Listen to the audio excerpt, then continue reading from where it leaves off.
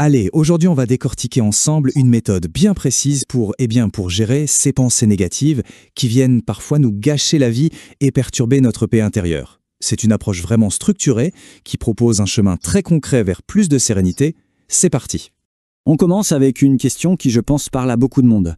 Cet état, vous savez, où l'esprit semble complètement envahi, où les mêmes pensées tournent et tournent encore en boucle, eh bien la méthode qu'on va voir ensemble part justement de ce constat universel pour proposer une solution vraiment pratique. Mais alors, de quel genre de pensée on parle juste? Eh bien, ça peut être cette petite voix intérieure qui nous dévalorise, ce sentiment tenace de n'être jamais à la hauteur. Ou alors, ça peut être le découragement, le doute qui nous paralyse, l'anxiété qui monte sans crier gare, ou cette autocritique constante. Sans parler des comparaisons incessantes avec les autres. C'est tout ça, toutes ces formes de pensée qu'on va apprendre à mieux gérer. Face à tout ça, l'objectif est simple. On va détailler une méthode pratique étape par étape pour ne pas laisser ces pensées s'installer confortablement dans notre tête. Attention, le but n'est pas de les éliminer, ça c'est quasi impossible. Non, l'idée c'est de les remettre à leur juste place.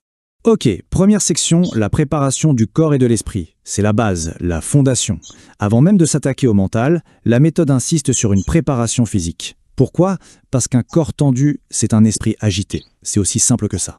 Alors concrètement, ça se passe en 3 temps. D'abord, on trouve une position confortable, mais quand même bien droite, histoire de ne pas s'endormir. Le but, c'est de rester alerte. Ensuite, deuxième étape, on se concentre sur sa respiration. Juste sentir l'air qui entre, l'air qui sort. C'est un point d'ancrage super puissant pour revenir à l'instant présent. Et enfin, troisième étape, on fait une sorte de scan corporel pour relâcher consciemment tout le corps, des jambes aux bras, en passant par le dos et les épaules. C'est vraiment la mise en condition pour ce qui va suivre. On passe à la deuxième section, identifier sans consentir.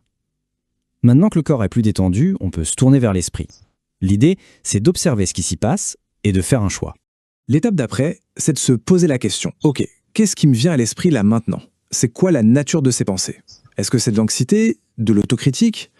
On cherche juste à les identifier, à mettre un nom dessus, mais surtout sans aucun jugement. Le simple fait de les nommer, ça crée une distance. On commence à les voir pour ce qu'elles sont vraiment, juste des événements mentaux, qui passent. Et là, on arrive à un point qui est absolument crucial. Essayer de contrôler l'apparition des pensées, c'est une bataille perdue d'avance. Elles surgissent, c'est comme ça. Par contre, ce qui dépend de nous, c'est ce qu'on en fait une fois qu'elles sont là. Notre réaction, notre choix.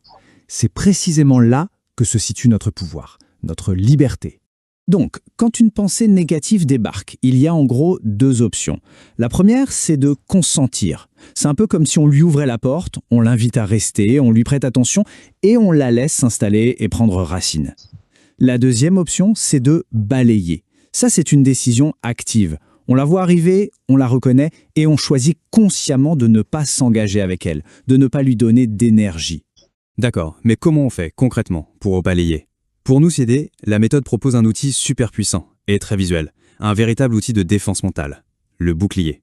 Alors ce bouclier, il est forgé à partir d'une phrase, une sorte d'affirmation de confiance.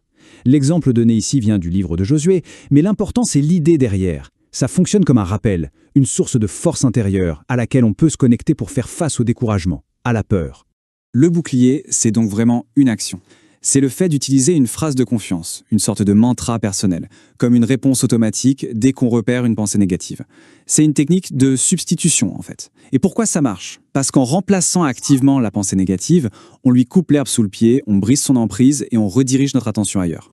La méthode suggère une version plus courte, plus personnelle, qu'on peut utiliser comme un mantra. « Seigneur, tu es avec moi, j'ai confiance en toi ».